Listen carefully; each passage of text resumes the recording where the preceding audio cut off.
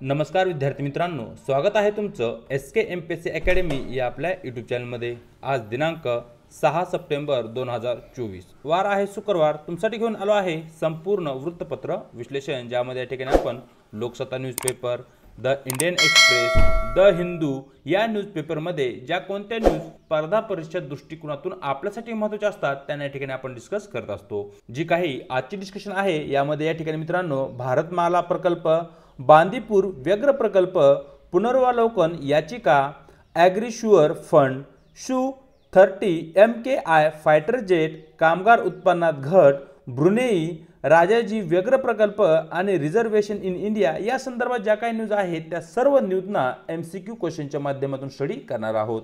चला तर जी काही आजची आपली डिस्कशन आहे तिला या ठिकाणी आता आपण सुरुवात करूया। मित्रांनो, या ठिकाणी आजचा जो काही आपला पहिला प्रश्न आहे तो आहे भारतमाला प्रकल्पासंदर्भात। सर्वप्रथम जी न्यूज आहे ती न्यूज पाहूया। भारतमाला प्रकल्पामुळे 1 लाख कोटीचा तोटा, अशा प्रकारची न्यूज लोकसत्ता पेज क्रमांक 5 वरती तुम्हाला दिसून जाईल। जो काही अलीकडेच भारत सरकारने भारतमाला हा महत्त्वाकांक्षी प्रकल्प सुरू केला आहे, या प्रकल्पासंदर्भात कॅगचा जो काही अहवाल आला आहे त्या अहवालामध्ये या ठिकाणी भारत सरकारला 1 लाख कोटी रुपयाचं नुकसान झालं आहे किंवा तोटा झाला आहे, अशा प्रकारचा एक ठपका त्या ठिकाणी ठेवण्यात आला आहे आणि त्या संदर्भात एक याचिका या ठिकाणी न्यायालयामध्ये दाखल करण्यात आलेली आहे आणि एकूण त्या संदर्भात ती न्यूज असलेली या ठिकाणी आपल्याला दिसते। या ठिकाणी या न्यूजला धरून जे काही आपले प्रश्न आहेत ते प्रश्न पाहूया। भारतमाला प्रकल्पाची सुरुवात केव्हा झाली? तर मित्रांनो 2017 साली या ठिकाणी भारतमाला प्रकल्पाची सुरुवात झाली। 2015 साली या ठिकाणी एक इनिशिएटिव्ह भारत सरकारकडून घेण्यात आला होता, परंतु या प्रकल्पाचं जे काही लॉन्चिंग आहे ते 2017 मध्ये सुरू झालेलं आपल्याला दिसतं। प्रश्न क्रमांक 1 योग्य उत्तर राहील पर्याय C। पाहूया प्रश्न क्रमांक 2। खालीलपैकी कोणता भारतमाला प्रकल्पाचा उद्दिष्टाचा भाग नाही? म्हणजे या ठिकाणी खालीलपैकी कोणते उद्दिष्ट हे भारतमाला प्रकल्पाशी निगडीत नाही, अशा प्रकारचा मित्रांनो या ठिकाणी आपला प्रश्न आहे। जो काही भारतमाला प्रकल्प आहे या प्रकल्पाच्या अंतर्गत मित्रांनो आपल्याकडे जे काही बंदर आहे त्यांची कनेक्टिव्हिटी सुधारण्यावर भर दिला जाणार आहे।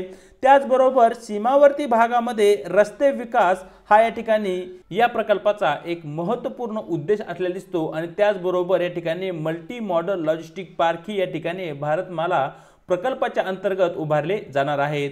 या ठिकाणी ग्रामीण भाग जोडणे हा या ठिकाणी या प्रकल्पाचा आपल्याला उद्देश असलेला दिसत नाही, म्हणजेच या ठिकाणी प्रश्न क्रमांक 2 चा आपलं योग्य उत्तर राहील। पाहूया आपला पुढचा प्रश्न, जो की मित्रांनो या ठिकाणी पुनर्विलोकन याचिका या संदर्भात आहे। सरळ या ठिकाणी जो काही प्रश्न आहे तो प्रश्न पाहूया।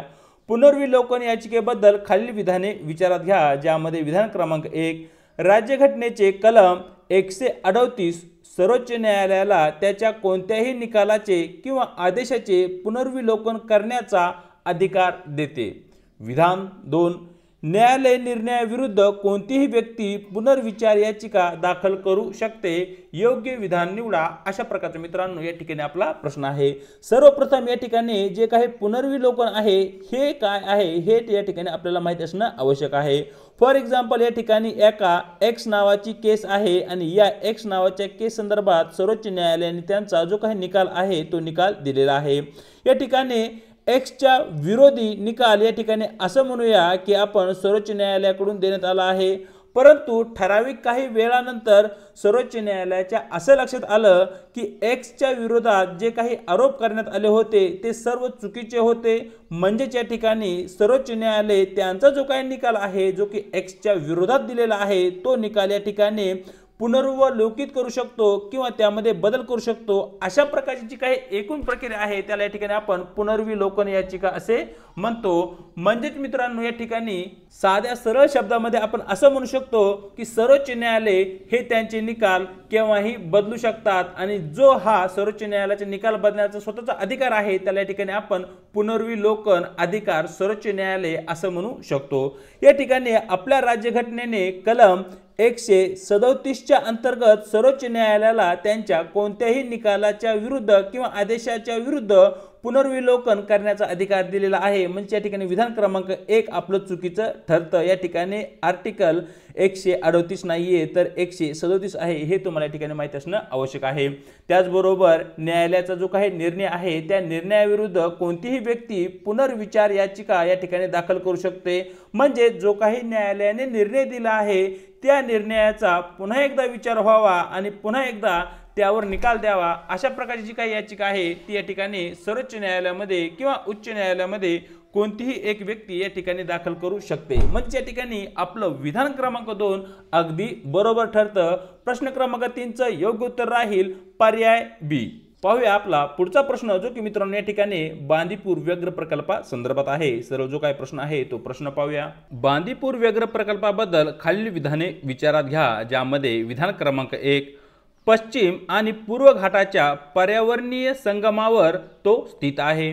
नंबर 2, मोठ्या निलगिरी बायोस्फियर रिझर्वायरचा एक भाग आहे, जे युनेस्कोच्या जागतिक वारसा स्थळ म्हणून ओळखले जाते।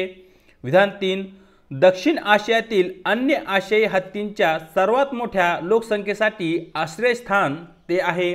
वरील विधानापैकी एकूण किती विधानं बरोबर आहेत, अशा प्रकारचा मित्रांनो या ठिकाणी आपला प्रश्न आहे। तर मित्रांनो या ठिकाणी जे काही बांदीपूर व्याघ्र प्रकल्प आहे तो नेमका कोठे आहे याविषयी तुम्हाला सर्वप्रथम माहिती असणं आवश्यक आहे।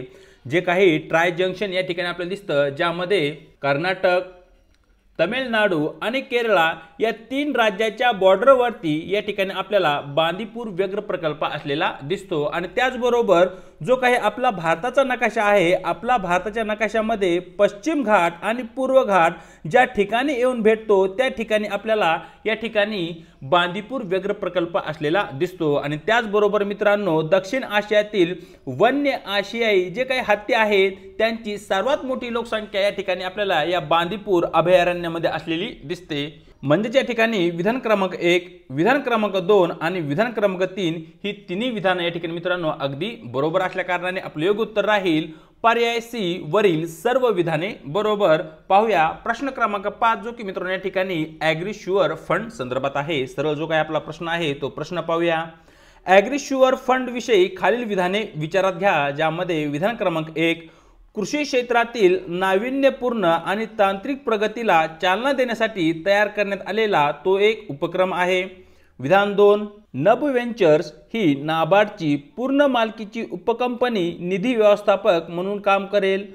तर वरीलपैकी चुकीचे विधान कोणते, अशा प्रकारचे मित्रांनो या ठिकाणी आपल्याला प्रश्न विचारण्यात आलेला आहे। तर मित्रांनो या ठिकाणी जे काही ॲग्रीश्युअर आहे हे कृषी क्षेत्रातील नाविन्यपूर्ण म्हणजे जे काही नवीन नवीन तंत्रज्ञान आहे किंवा नवीन नवीन तंत्रज्ञानाचा जो काही विकास आहे त्याची एकूण प्रगती त्याला प्रोत्साहन देण्यासाठी किंवा त्याला चालना देण्यासाठी केंद्र सरकारकडून सुरू करण्यात आलेला तो एक उपक्रम आहे। म्हणजे या ठिकाणी जे काही विधान क्रमांक 1 आहे ते या ठिकाणी अगदी बरोबर आहे। या ठिकाणी जे काही नभ व्हेंचर ही नाबार्डची पूर्ण मालकी असलेली एक उपकंपनी आहे, जी की या ठिकाणी मित्रांनो ॲग्रीश्युअर हा जो फंड आहे या फंडचे व्यवस्थापन किंवा मॅनेजमेंट करण्याचं कार्य करणार आहे। म्हणजेच विधान 2 ही या ठिकाणी आपलं अगदी बरोबर आहे। आणि प्रश्नामध्ये आपल्याला विचारण्यात आलं आहे की वरील 2 विधानामध्ये चुकीचं विधान कोणतं आहे। तर मित्रांनो या ठिकाणी एकही चुकीचं विधान नसल्या कारणाने आपलं योग्य उत्तर राहील पर्याय डी, विधान 1 किंवा विधान 2 ही दोन्ही विधाने या ठिकाणी चुकीची नाहीयेत। पाहूया प्रश्न क्रमांक 6, जो की मित्रांनो या ठिकाणी Su-30 MKI फायटर जेट संदर्भात आहे। सरळ जो काही प्रश्न आहे तो प्रश्न पाहूया। Su-30 MKI फायटर जेट बद्दल खालील विधाने विचारात घ्या, ज्यामध्ये विधान क्रमांक 1, Sukhoi design bureau, Hindustan aeronautics limited यांनी संयुक्तपणे विकसित केलेले हे एक मल्टी रोल लढाऊ विमान आहे। विधान 2, चौथ्या पिढीचे लढाऊ विमान आहे जे 2 AL-31 FP एरो इंजिनद्वारे समर्पित आहे। विधान 3, DRDOने स्वदेशी विकसित केलेले तरंग रडार चेतावणी रिसीव्हर सह ते बसवलेले आहे। तर मित्रांनो या ठिकाणी जे काही सुखोई 30 MKI फायटर जेट आहे त्याची निर्मिती सुखोई डिझाइन ब्युरो आणि हिंदुस्तान एरोनॉटिक्स लिमिटेड या भारत सरकारची मालकी असलेल्या कंपनीकडून करण्यात आलेला आहे। त्याचबरोबर हे जे विमान आहे ते मल्टी रोल लढाऊ विमान या प्रकारातील आहे। म्हणजे या ठिकाणी विधान क्रमांक 1 आपलं अगदी बरोबर आहे। हे विमान या ठिकाणी चौथ्या पिढीचे लढाऊ विमान म्हणून याला ओळखले जाते। यामध्ये 2 इंजिनचा वापर करण्यात आला आहे, ज्यामध्ये एक आहे AL-31 FP जो की एरो इंजिन याद्वारे ते समर्पित आहे। म्हणजेच विधान 2 ही या ठिकाणी आपलं अगदी बरोबर आहे। आणि या ठिकाणी DRDO defence research development organisation, जी की भारत सरकारची संरक्षणासंदर्भात एक महत्त्वपूर्ण संस्था आहे, या संस्थेने ते स्वदेशी विकसित केले आहे, ज्यामध्ये तरंग रडार चेतावणी रिसीव्हर ही जी प्रणाली आहे या प्रणालीचा त्या ठिकाणी वापर करण्यात आलेला आहे। म्हणजे या ठिकाणी विधान क्रमांक 3 ही आपलं अगदी बरोबर ठरल। प्रश्न क्रमांक 6 योग्य उत्तर राहील पर्याय सी। वरील 3 विधानापैकी आपली सर्वच्या सर्व तिन्ही विधानं या ठिकाणी आपली बरोबर आहेत। पाहूया प्रश्न क्रमांक 7 जो की मित्रांनो या ठिकाणी कामगार उत्पन्नात घट या संदर्भात आहे किंवा जे काही कामगाराचं उत्पन्न आहे त्या संदर्भात आहे। सरळ प्रश्न पाहूया। खालील विधाने विचारात घ्या, ज्यामध्ये विधान क्रमांक 1 जागतिक स्तरावर कामगार उत्पन्नात घट झाली आहे। विधान 2 बरेच तरुण काम करत नाहीत, अभ्यास करत नाहीत किंवा प्रशिक्षण घेत नाहीत। विधान 3 जगभरातील व्यवसाय त्यांच्या ऑपरेशन्स आणि प्रक्रियामध्ये ऑटोमेशन तंत्रज्ञान आणि कृत्रिम बुद्धिमत्ता AI प्रणाली लागू करत आहेत। तर मित्रांनो या ठिकाणी वरील विधानांच्या संदर्भात खालीलपैकी कोणते बरोबर आहे अशा प्रकारचा आपला या ठिकाणी प्रश्न आहे। तर मित्रांनो या ठिकाणी जे काही विधान क्रमांक 1 आहे अगदी बरोबर आहे। जागतिक स्तरावर जर जे काही आपल्या कामगारांचं उत्पन्न आहे त्यामध्ये घट होत आहे ही बाब या ठिकाणी अगदी बरोबर आहे। जगभरामध्ये बरेच असे काही तरुण आहेत की जे सध्या काम करत नाहीयेत किंवा ते अभ्यासही करत नाहीयेत आणि ते कसल्याही प्रकारचं प्रशिक्षण किंवा ट्रेनिंग ही घेत नाहीयेत। हा बी एक वस्तू फॅक्ट या ठिकाणी आपल्याला असलेला दिसतो। जागतिक स्तरावर जे काही व्यवसाय आहे त्या व्यवसायामध्ये जे काही त्यांचे ऑपरेशन्स चालतात त्या ऑपरेशन्समध्ये ऑटोमेशन तंत्रज्ञान म्हणजे आपोआप कार्यप्रणाली या ठिकाणी उपयोगात आणली जात आहे आणि अलीकडील काळामध्ये एक क्रांतिकारक बदल म्हणून पाहिला गेलेला कृत्रिम बुद्धिमत्ता याच्याही वापराकडे त्या ठिकाणी वाढ झाली आहे। यामुळे या ठिकाणी जी काही कामगाराची मागणी आहे त्या कामगाराच्या मागणीमध्येही एकूण घट झालेली आपल्याला दिसते। तर मित्रांनो या ठिकाणी विधान क्रमांक 1 विधान क्रमांक 2 आणि विधान क्रमांक 3 ही तिन्ही विधानं या ठिकाणी आपली अगदी बरोबर आहेत। म्हणजेच या ठिकाणी आपल्या प्रश्नाचं योग्य उत्तर राहील पर्याय बी। विधान 2 आणि विधान 3 ही दोन्ही विधानं बरोबर आहेत, परंतु त्यापैकी फक्त एक विधान स्पष्ट करते। चलूया पुढच्या प्रश्नाकडे, जो की मित्रांनो या ठिकाणी प्रश्न क्रमांक 8 च्या स्वरूपात पाहणार आहोत, जो की या ठिकाणी ब्रुनेई या देशा संदर्भात आहे। सरळ जो काय आपला प्रश्न आहे तो प्रश्न पाहूया। खालील विधाने विचारात घ्या, ज्यामध्ये विधान क्रमांक 1 ब्रुनेई नैसर्गिक वायूच्या प्रमुख निर्यातदारापैकी एक आहे। विधान 2 युनायटेड स्टेट हा ब्रुनेईचा सर्वात मोठा व्यापारी भागीदार आणि गुंतवणूकदार देश आहे। विधान 3 अलीकडच्या वर्षात भारताने ब्रुनेईमधून आपली तेल आयात रशियाकडे हलवलेली आहे। वरीलपैकी कोणते विधान बरोबर आहे अशा प्रकारचे मित्रांनो या ठिकाणी आपल्याला प्रश्न विचारण्यात आलेला आहे। तर मित्रांनो या ठिकाणी तुम्हाला माहिती असलं पाहिजे की ब्रुनेई या देशामध्ये मोठ्या प्रमाणावर नैसर्गिक वायूचे साठे आहेत।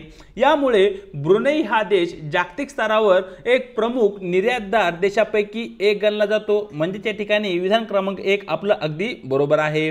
ब्रुनेई हा देश युनायटेड स्टेट्सचा सर्वात मोठा व्यापारी भागीदार देश नसून सर्वात मोठा गुंतवणूकदार भागीदार देश आहे। म्हणजे या ठिकाणी ब्रुनेईतून युनायटेड स्टेट ऑफ अमेरिकेमध्ये किंवा अमेरिकेमधून ब्रुनेई या देशामध्ये होणारी जी काही एकूण गुंतवणूक आहे ती सर्वात मोठी आहे इतर देशाशी तुलना करता। म्हणजे या ठिकाणी आपलं विधान क्रमांक 2 चुकीचं ठरतं आणि विधान क्रमांक 3 मित्रांनो या ठिकाणी अगदी बरोबर आहे।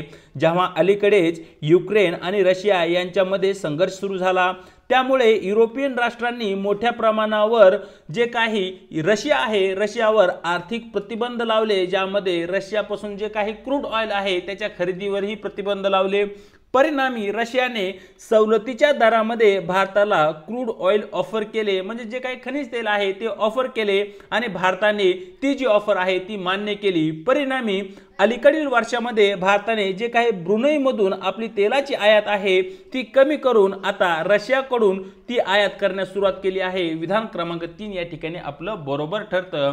प्रश्न क्रमांक 8 योग्य उत्तर राहील पर्याय डी। केवळ विधान क्रमांक 1 आणि विधान क्रमांक 3 बरोबर। पाहूया आजचा आपला 9वा प्रश्न, जो की मित्रांनो या ठिकाणी राजाजी व्यग्र प्रकल्पा संदर्भात आहे। सरळ जो काय आपला प्रश्न आहे तो प्रश्न या ठिकाणी पाहूया। राजाजी व्याघ्र प्रकल्पाचे वैशिष्ट्यपूर्ण भौगोलिक वैशिष्ट्य आहे, अशा प्रकारचा मित्रांनो या ठिकाणी आपला प्रश्न आहे। तर मित्रांनो या ठिकाणी जो काही राजापूर व्याघ्र प्रकल्प आहे याच्या मध्य भागामधून गंगा नदी वाहते आणि जो काही राजापूर व्याघ्र प्रकल्प आहे त्याच्या दोन भागामध्ये विभागणी करण्याचे कार्य या ठिकाणी गंगा नदीने केले आहे, हे तुम्हाला या ठिकाणी माहिती असणे आवश्यक आहे। जो काही राजापूर प्रोजेक्ट आहे या संदर्भात काही महत्त्वाचे फॅक्ट या ठिकाणी तुम्हाला माहिती असणे आवश्यक आहे। राजापूर टायगर प्रोजेक्ट किंवा राजापूर व्याघ्र प्रकल्पाची जी काही स्थापना आहे ती 1993 साली झालेली आहे। या ठिकाणी राजापूर हा जो व्याघ्र प्रकल्प आहे तो उत्तराखंड या राज्यामध्ये स्थित आहे आणि त्याचबरोबर जे काही शिवालिक टेकड्या आहेत, शिवालिक हिल्स आहेत, त्याच्या पायथ्याशी या ठिकाणी आपल्याला राजाजी व्याघ्र प्रकल्प स्थापित झालेला दिसतो। राजाजी व्याघ्र प्रकल्पामधून दोन नद्या वाहतात, ज्यामध्ये एक नदी आहे गंगा नदी आणि दुसरी जी नदी आहे तिचं नाव आहे मित्रांनो सोंग नदी, जी की या ठिकाणी राजाजी व्याघ्र प्रकल्पातून वाहताना आपल्याला दिसते। आणि या ठिकाणी राजाजी हा व्याघ्र प्रकल्प तर आहे, त्याचबरोबर हा एलिफंट प्रकल्प सुद्धा आहे, हत्ती प्रकल्प सुद्धा आहे, हेही तुम्हाला त्या ठिकाणी माहिती असणे आवश्यक आहे। प्रश्न क्रमांक 9 योग्य उत्तर राहील पर्याय बी। पाहूया आजचा आपला शेवटचा प्रश्न, जो की मित्रांनो या ठिकाणी रिझर्वेशन इन इंडिया भारतातील आरक्षणा संदर्भात आहे। सरळ जो काय प्रश्न आहे तो प्रश्न पाहूया। Consider the following statement. Statement 1, the creamy layer refer to the more affluent members within the reserve category who may not need the benefit of reservation. Statement 2, according to the Dr. Babasaheb Ambedkar, economic disparity is the primary source of graded inequality in India. Statement 3, the Mahad Satyagraha was led by Dr. Bhimrao Ambedkar. How many of the above statement given are correct? That is our question. तर मित्रांनो या ठिकाणी जे काही आपले statement आहे त्या स्टेटमेंटची सर्वप्रथम आपल्याला चर्चा करावी लागेल। सर्वप्रथम आपल्याला क्रीमी लेयर म्हणजे काय हे या ठिकाणी समजून घ्यायचं आहे। या ठिकाणी ओबीसी कॅटेगरीचे जे काही आपले बांधव आहेत त्यांच्याविषयी चर्चा करूया किंवा त्यांच्या संदर्भात या ठिकाणी क्रीमी लेयरला आपण डिस्कस करणार आहोत। आता या ठिकाणी ओबीसी कॅटेगरीमध्ये विविध जातीचे लोक येतात। मग या ठिकाणी या जातीमध्ये काही व्यक्तीचं उत्पन्न फॉर एक्झाम्पल या ठिकाणी आपण 8 लाख रुपये धरूया। मग या ठिकाणी या व्यक्तींची जी काही आर्थिक स्थिती आहे, सामाजिक स्थिती आहे ती चांगल्या प्रकारची आहे, म्हणजेच यांना जे काही ओबीसी आरक्षण आहे त्या ओबीसी आरक्षणाची गरज नाहीये असा एक अर्थ होतो। म्हणजे ज्या कोणत्या व्यक्तीचं उत्पन्न एका ठराविक लेवलच्या वरती असेल त्या व्यक्तींना क्रीमी लेयरच्या अंतर्गत गणलं जाईल आणि त्या व्यक्तींना ओबीसी कॅटेगरीचे कसल्याही प्रकारचे बेनिफिट घेता येणार नाहीत। म्हणजेच ओबीसी कॅटेगरीमध्ये असणारे जे काही गरीब लोक आहेत त्या गरीब लोकांना या ठिकाणी जास्तीत जास्त बेनिफिट त्या ओबीसी कॅटेगरीचे किंवा ओबीसी रिझर्वेशनचे घेण्यात येईल। अशा प्रकारची जी काही एकूण व्यवस्था आहे त्याला या ठिकाणी आपण क्रीमी लेयर असे म्हणतो। आणि जर तुम्हाला ओबीसीचं आरक्षण घ्यायचं असेल तर अशा परिस्थितीमध्ये त्या ठिकाणी तुम्हाला नॉन क्रीमी लेयर हे जे प्रमाणपत्र आहे ते त्या ठिकाणी तुम्हाला दाखल करावं लागतं। म्हणजेच विधान क्रमांक 1 मित्रांनो या ठिकाणी आपलं अगदी बरोबर आहे। विधान क्रमांक 2 मित्रांनो या ठिकाणी आपलं चुकीचं आहे। ॲज पर दी डॉक्टर बाबासाहेब आंबेडकर, आपल्याकडे जी काही असमानता आहे ती समानता असण्याचं मुख्य कारण म्हणजे आपल्याकडे असणारी जातीय व्यवस्था आहे, असं मुख्य कारण या ठिकाणी डॉक्टर बाबासाहेब आंबेडकरांनी दिलं आहे। आपल्या देशामध्ये जी काही आर्थिक, सामाजिक आणि राजकीय असमानता आहे किंवा भेदभाव आहे याला मुख्य कारण किंवा मुख्य जबाबदार जर कोणता घटक असेल तर तो आहे जाती व्यवस्था, असं या ठिकाणी डॉक्टर बाबासाहेब आंबेडकर यांचा विचार असलेला आपल्याला दिसतो। म्हणजे या ठिकाणी विधान क्रमांक 2 आपलं चुकीचं आहे। विधान क्रमांक 3 अगदी बरोबर आहे। या ठिकाणी महाडचा जो काही 14 तळे सत्याग्रह आहे तो मित्रांनो या ठिकाणी डॉक्टर भीमराव बाबासाहेब आंबेडकर यांच्याकडून करण्यात आला होता, हे तुम्हाला या ठिकाणी माहिती असणं आवश्यक आहे। तर अशा प्रकारे वरील 3 विधानामध्ये विधान क्रमांक 1 आणि विधान क्रमांक 3 आपलं बरोबर असल्या कारणाने आपलं योग्य उत्तर राहील पर्याय बी। वरील 3 विधानापैकी केवळ 2च विधान आपली बरोबर आहेत। तर अशा प्रकारे मित्रांनो दिनांक 6 सप्टेंबरचं आपलं जे काही वृत्तपत्र डिस्कशन आहे ते या ठिकाणी आपण पूर्ण केलं आहे। व्हिडिओ आवडला तर व्हिडिओला लाईक करा, आपल्या मित्रांसोबत शेअर करा आणि आपल्या लेक्चर सिरीज विषयी तुम्हाला काय वाटतं हे कमेंट बॉक्समध्ये अवश्य कळवा। चॅनलवरती जर नवीन असाल तर चॅनलला अवश्य एकदा सबस्क्राइब करून घ्या आणि त्याचबरोबर व्हिडिओच्या डिस्क्रिप्शन बॉक्समध्ये देण्यात आलेली आपल्या टेलिग्राम चॅनलची जी काही लिंक आहे त्या ठिकाणी तुम्हाला आपले टेलिग्राम चॅनल सुद्धा जॉईन करायचे आहे, ज्याच्या माध्यमातून आपल्या प्रत्येक व्हिडिओच्या लिंक्स त्याचबरोबर स्पर्धा परीक्षेसंदर्भात महत्त्वपूर्ण ज्या काही अपडेट आहेत त्या अपडेट तुम्हाला त्या ठिकाणी भेटून जातील आणि येणाऱ्या काळामध्ये जी काही आपली डिस्कशन आहे त्याची PDF फाईल ही मित्रांनो त्या ठिकाणी तुम्हाला अवेलेबल करून दिली जाईल। आज इथेच थांबत आहोत, भेटूया एका नवीन व्हिडिओ सोबत।